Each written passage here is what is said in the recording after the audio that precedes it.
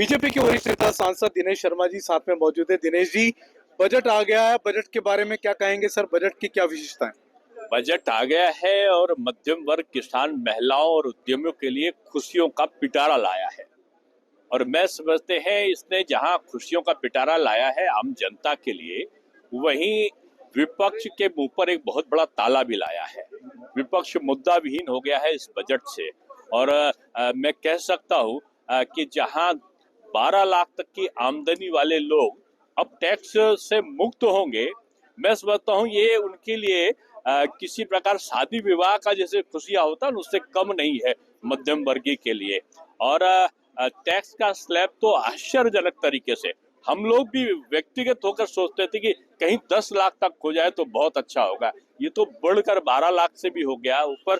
और साथ में 12 से 16 लाख तक की इनकम पर 15%, 16 से 20 पर 20% और 20 से 24 पर 25% और 25 से ज्यादा पर 30%।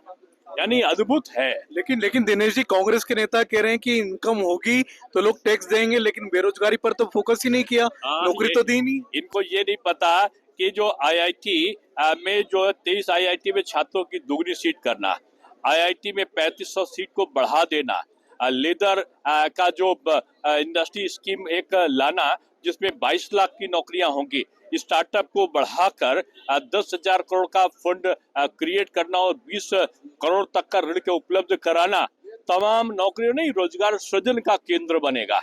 और उसी तरीके से महिला को उद्यमी बनाने का जो लिया है, डेयरी मत्स्य में 5 लाख तक का ऋण है। और 3 एआई जो एक्सीलेंस सेंटर है 500 करोड़ का है और उसमें अलग रोजगार सृजन की बात है। सस्ती की गई है जो दवा, जीवन रक्षक दवा, यानी स्वास्थ्य पे तो इतना बड़ा काम हुआ है कि अलग है। 120 नए एयरपोर्ट 10 सालों में।